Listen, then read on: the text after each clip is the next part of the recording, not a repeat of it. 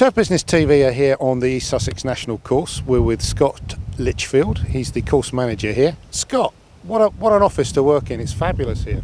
Yes, it's a privilege, to be honest. It's a golf course that is very large and very challenging. So you talk about challenges there. I mean, we've got a challenge with the wind here, so we're fighting the elements a little bit. But what are the key challenges you've got here as a course manager looking after two courses, I think? With my team, the main challenge is getting everything done throughout the week. It's such a large course, so it's really down to planning, which is where I'm very fortunate to have a very good deputy, Andrew Norman, who's very helpful in instigating what we need to get done on a daily basis. It's all about teamwork, really. So teamwork you mentioned there, what sort of size team have you got apart from your deputy? At the moment I'm running a team of about 16, 17, which goes from trainees all the way up to guys that have been in the industry over 20 years. And is that a team that varies through the season? Do you staff up during the busier times? We don't tend to run with seasonals. We tend to try and have a full-time team, mainly for consistency. So no, most of the time it's full-time staff. Now this is a really prestigious venue. It was built 20, 30 years ago now. Billed as the Augusta of the Southeast here. How are you managing to live up to that expectation, for one thing, and what has changed in those 20, 30 years? I think the golf course has grown in that year. I think the biggest change is golf has changed. When East Sussex National was conceived, I think the exclusive golf course was key, and now it's all about getting rounds out there and making sure you get the average golfer and the good golfer a good round, and they all enjoy it regardless of their standard. I mean, we're talking off camera earlier, and you did say one of the challenges you've got is the amount of playing time on here and slow play, and you're going to be looking at some changes to help overcome that, I think, aren't you? Yeah, what we've done, well, we've actually started already where we've not allowed the rough to grow in as aggressive as it used to. The original design was to have long fescue bent long roughs, which meant that it caused us, well, it looked fantastic and does look fantastic, but it slows play down. So there are certain key areas which have been identified where we'll keep the rough shorter, which allows basically the golfer to find his ball easier. And in terms of wear on the course, I think the course was initially designed for exclusive membership. There was debentures and all sorts of things going on in terms of people buying their way into the club at the start. But that had an impact on the design, but that's had an impact now with the amount of play, and you're going to have to make some changes, absolutely. Or are making changes? The tee sizes are something we've got to start looking at. It's, we've fought it for many years to try and keep the design as it is, and it's just not manageable anymore. We're going to have to look at increasing tee sizes to allow for wear, because they're all small tee complexes, small tee boxes, and they can't take the general play that we're having nowadays.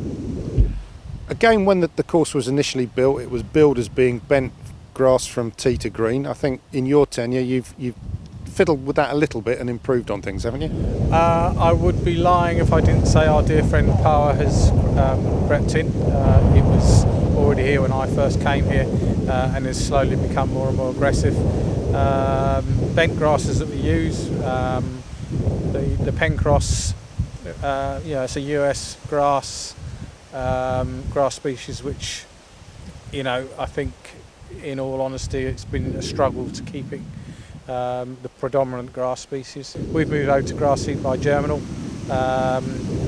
which we believe is so far from the overseeding we've done, there's significant improvements. We're noticing the grass surfaces staying greener over the winter, grass plants staying greener through the 007. So yeah, we're definitely seeing improvements there. So Scott, you're working with the power, I guess is a good way of putting it, living with it. What other challenges have you got here? Is there a particular challenge on things like irrigation or water? Water-wise, yes, it's a clay golf course, sand-based greens, but clay golf course. So we're fighting with the drying out during the summer. It's wall-to-wall irrigation, although being it's actually hasn't been renovated since its installation, so we're starting to deal with lots of problems with irrigation. So that's one thing. We can put out over 1 million gallons a night when it's working. Wow, okay. So, yeah, I've got a full-time irrigation tech who works very hard to keep it working for me. But that must be getting on for 30 years old now if it was Yes. installed at the time of build. Okay. Yeah. And you've been here 17 years. The course will have matured a lot in that time, and obviously for the 30 years. Is it where you expect it to be now, or do you still see it changing? I still see it changing. I think the demands of golf are ever changing. I don't think you have a core membership as much as you used to. I think that membership is probably the best way of using nomadic, Right. and therefore people are maybe choosing a number of clubs to become members of, and using the different types of memberships available to allow them to be members of a number of clubs. Something we've adopted here as well. And is that putting financial pressure on you? Have your budgets changed in the years that you've been head here? No, the budgets pretty much have remained the same. We put a plan together every year, and the owners obviously have to agree to that, and then we pursue that every year. It does change year from year depending on what projects we have going, but most of the time it's fairly static. And if you over the last 17 years you've been here, in terms of the course itself, your proudest achievement in terms of managing and developing the course, what would that be? I think starting to see some of the larger competitions come back to us. So, and when I say large, nothing like the Europro or the European Open, but we've held the Tillman Trophies, the Europro, sorry, and those are bringing through new golfers into the tour. So it's good for us and it's good for them. And environmental challenges here. The groundsman and the greenkeeper are getting fewer and fewer weapons, certainly in terms of chemicals now with legislation changing. How are you managing pest control, disease control here with the tools at your disposal? Tools, and if we take disease throughout this winter, we've gone back to use, rather than using fungicides, we've gone back to using irons and trying to harden the plant up so it's ready to take the winter. So I think that's probably a better approach here.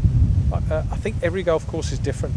It would be wrong for me to say what's right for the industry. Sure. It's what's right for our golf course and our piece of land that we're working on. Okay, that's an interesting approach. Is that something you've recently adopted, or is it something you've been doing for a number of years now?